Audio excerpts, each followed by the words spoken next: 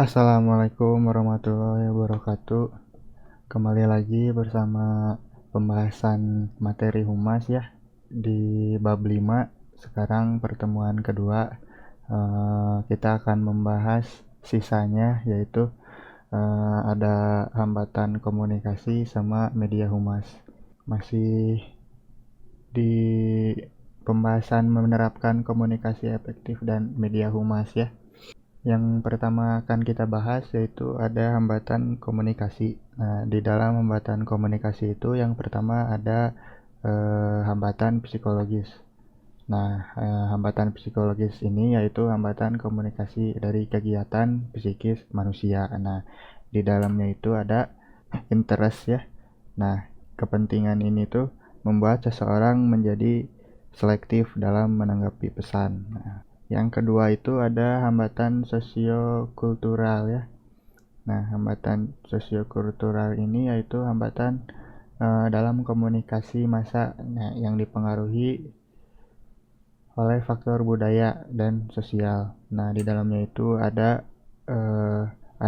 yang pertama ada aneka etnik. Nah, aneka etnik ini tuh salah satu faktor penghambat dalam kegiatan komunikasi massa. Yang kedua ada perbedaan norma sosial ya.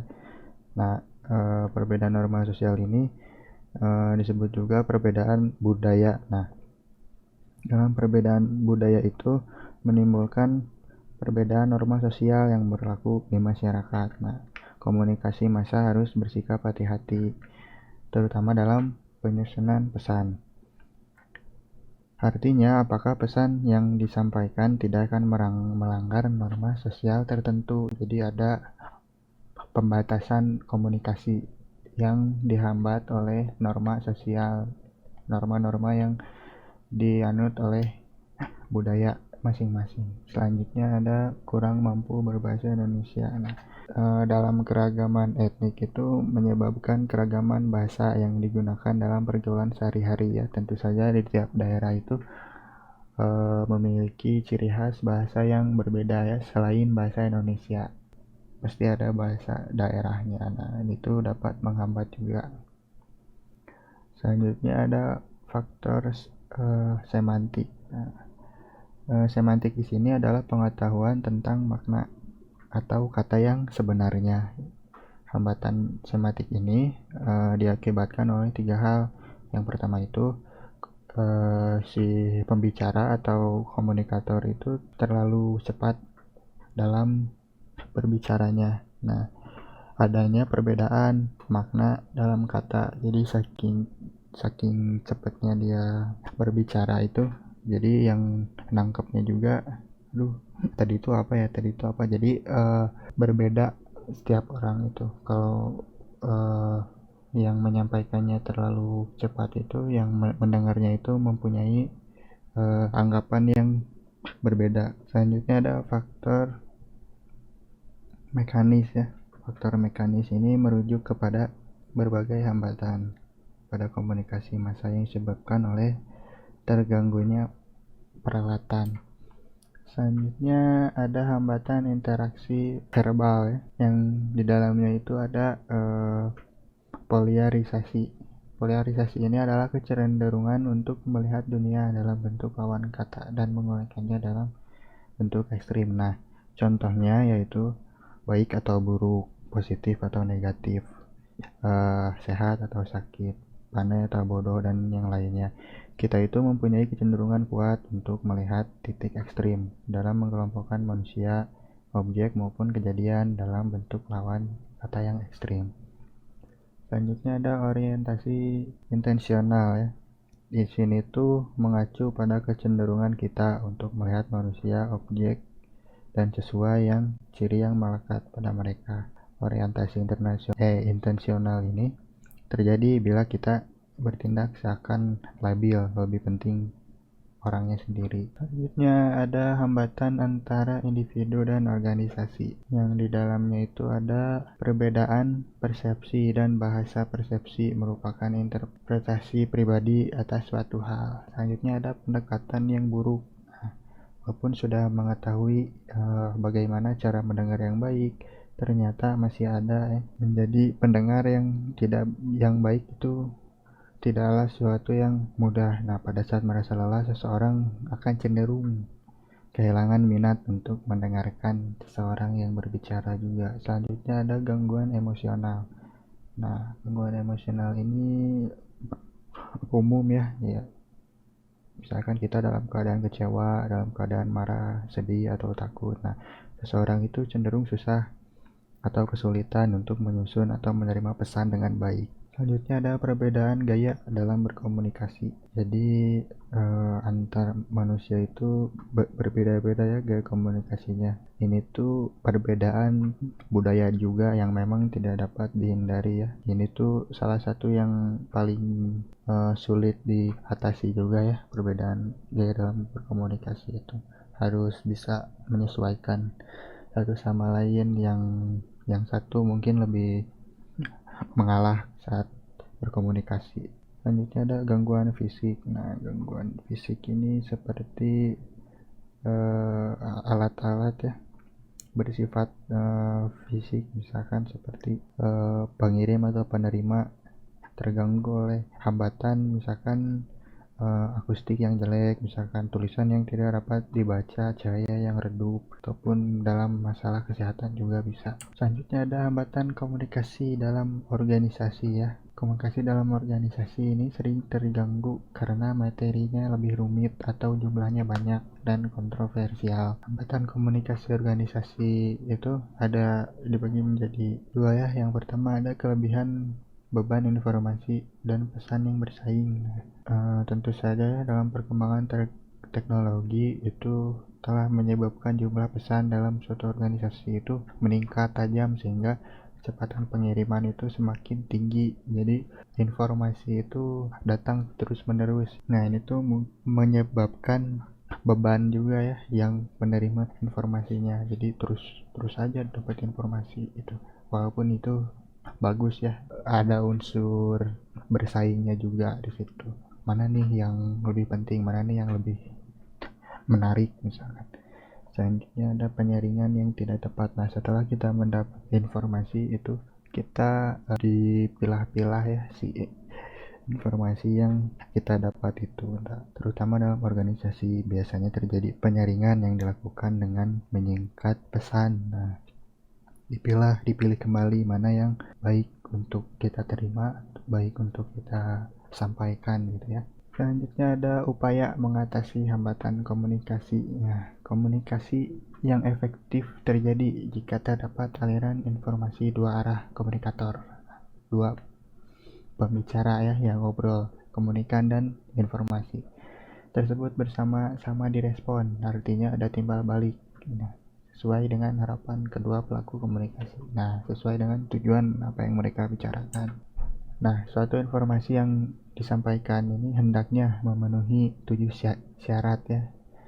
Nah, 7 syaratnya antara lain yang pertama itu lengkap ya atau completeness. Nah, suatu informasi dapat dikatakan lengkap asalkan apabila berisi semua materi yang diperlukan agar penerima pesan dapat memberikan tanggapan yang sesuai harapan pengirim pesan. Nah, harus lengkap juga ya agar dimengerti oleh si penerima. Selanjutnya singkat ya atau concise. Nah, suatu pesan dikatakan singkat apabila mengutarakan gagasannya dalam jumlah kata seminim mungkin tanpa mengurangi makna atau tujuan yang disampaikan. Selanjutnya ada pertimbangan. Nah, penyampaian pesan hendaknya menerapkan empati dengan mempertimbangkan dan mengutamakan penerima pesan. Selanjutnya ada konkret ya. Penyampaian pesan hendaknya disampaikan dengan bahasa yang gamblang, pasti dan jelas. Selanjutnya ada kejelasan atau clarity. Nah, pesan disampaikan dengan bahasa yang mudah dimengerti dan memiliki makna yang jelas. Artinya di sini tidak bertele-tele ya. Jelaskan apa yang mau dijelaskan, menyusun pada intinya. Selanjutnya ada kesopanan. Nah, tutur kata yang baik yang disampaikan gitu, gaya bahasa dan nada yang sopan akan memupuk baik dalam komunikasi bisnis, khususnya dalam organisasi ya. Selanjutnya ada ketelitian atau correctness. Nah, pesan hendaknya dibuat dengan teliti, menggunakan tanda baca dan ejaan yang benar. Jadi bersifat formal atau resmi. Selanjutnya ada teknik komunikasi efektif. Nah, di dalam teknik komunikasi efektif, menjadi efektif itu yang pertama ada komunikasi informatif. Nah, komunikasi informatif ini adalah suatu pesan yang disampaikan kepada sejumlah orang tentang hal baru yang diketahuinya. Teknik ini berdampak kognitif karena komunikan hanya dapat mengetahui. Nah, biasanya teknik informatif digunakan oleh media yang bersifat asosiatif. Selanjutnya ada komunikasi persuasif. Nah, komunikasi persuasif ini bertujuan untuk mengubah sikap atau perilaku komunikan yang lebih menekan sisi psikologis komunikan. Di dalam penekanannya itu dimaksudkan untuk mengubah sikap, pendapat, atau perilaku, tetapi dengan cara yang halus gitu. Jadi manusiawi ya, sehingga mengakibatkan kesadaran dan kerelaan. Selanjutnya ada komunikasi bersifat perintah, instruksi ya. Nah, teknik komunikasi ini bersifat menakut-nakuti atau menggambarkan risiko buruk, lebih dekat pada nipu ya sebenarnya. Selain itu ada muatan kepentingan untuk meraih kemenangan dalam suatu konflik atau perdebatan. Selanjutnya ada hubungan manusia atau human relation. Nah, hubungan manusia ini mengandung nilai kemanusiaan serta unsur kejiwaan yang amat mendalam. Nah, kalau ditinjau dari sisi komunikasi, hubungan manusia ini termasuk dalam komunikasi interpersonal, yaitu komunikasi antara dua orang ya, interpersonal itu. Selanjutnya kita masuk kepada media komunikasi humas ya. Pertama, pengertian media humas. Media humas atau public relation media adalah segala bentuk yang digunakan praktisi humas dalam pekerjaannya dengan tujuan publikasi yang luas agar produk atau jasa yang dipasarkan lebih dikenal oleh masyarakat. Nah, yang kedua ada pemilihan media komunikasi humas. Pemilihan ini didasarkan pada fakta bahwa konsep pembelajaran merupakan sebuah sistem yang di dalamnya terdapat suatu totalitas yang terdiri atas sejumlah komponen yang saling berkaitan untuk mencapai suatu tujuan ya. Untuk pemilihan media komunikasi yang tepat ya, yang pertama itu ada kesesuaian dengan tujuan. Nah, perlu dikaji tujuan pembelajaran apa yang ingin dicapai dalam suatu kegiatan pembelajaran. Nah, apakah dari kajian tujuan instruksional atau tujuan instruksional khusus disesuaikan ya. Selanjutnya ada kesesuaian dengan materi pembelajaran. Bahan atau kajian apa yang akan diajarkan pada program pembelajaran tersebut. Pertimbangan lainnya dari bahan untuk pokok bahasan tersebut sampai sejauh mana halaman yang harus dicapai. Nah, dengan demikian kita bisa mempertimbangkan media apa yang sesuai untuk penyampaian bahan tersebut. Selanjutnya ada kesesuaian karakteristik pembelajar dan siswa. Dalam hal ini, media haruslah familiar dengan karakteristik siswa untuk mengkaji sifat dan ciri media yang akan digunakan. Selanjutnya ada kesesuaian dengan teori. Nah, pemilihan media didasarkan dengan teori media yang dipilih, bukan karena fanatisme dulu terhadap suatu media yang dianggap paling disukai dan paling bagus, tetapi berdasarkan pada teori yang diangkat dari sebuah penelitian dan riset sehingga teruji validitasnya. Selanjutnya ada kesesuaian gaya belajar dengan siswa. Nah, didasarkan pada kondisi psikologis bahwa saat siswa belajar dipengaruhi pula oleh gaya belajar siswa tersebut. Selanjutnya kesesuaian dengan kondisi lingkungan. Nah, sebagaimana bagusnya sebuah media. Nah, apabila tidak didukung oleh fasilitas dan waktu yang tersedia, itu akan membuat menjadi tidak efektif ya. Selanjutnya ada media humas internal. Di sini itu sarana penyampaian dan penerimaan informasi di kalangan publik internal perusahaan dan biasanya bersifat non komersial.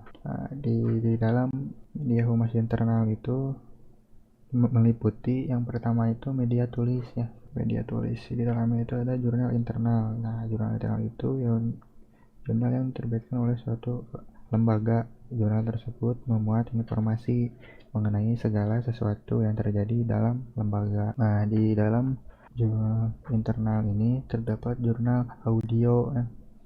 Jurnal audio ini merupakan berisi berita ya yang dapat direkam pada sebuah pita kaset atau kasetnya yang bisa diputar ulang kapan saja oleh semua orang, baik orang di kantor, di tengah perjalanan maupun di rumah. Selanjutnya ada kaset video. Nah, ini tuh media di sini tuh menghadirkan komunikasi tatap muka ya secara arti visual.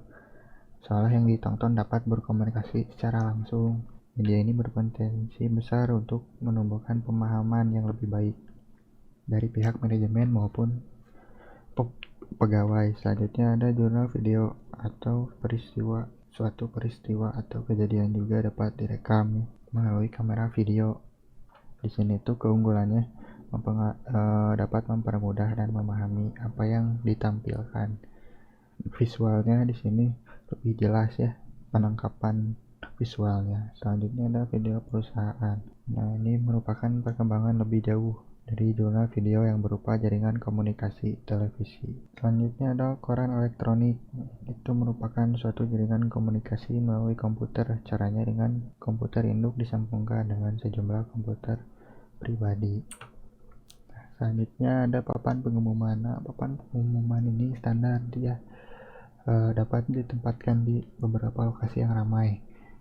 Nah, tentu saja hal yang dilakukan itu agar setiap pegawai dapat memperoleh informasi yang sama dalam waktu yang bersamaan. Selanjutnya ada literatur pengenalan informasi. Nah, literatur pengenalan yaitu berbagai macam naskah, materi atau booklet. Nah, biasanya itu berisikan riwayat perusahaan, riwayat singkat perusahaan, serta berbagai kegiatan pokoknya. Selanjutnya ada brosur. Nah, brosur di sini itu selembaran ya yang berisi keterangan singkat tetapi lengkap tentang profil suatu organisasi atau bahan informasi tertulis sebuah perusahaan. Ini ada media lisan ya. Nah, sebelumnya setelah media tertulis ya, sekarang ada media lisan yang disampaikan.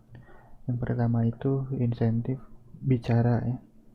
Di sini tuh metode untuk memperoleh umpan balik dari pegawai perusahaan dengan membuka nomor telepon khusus, sehingga setiap pegawai dapat menghubungi pimpinan kapanpun dan dimanapun ya. Selanjutnya ada siaran umum.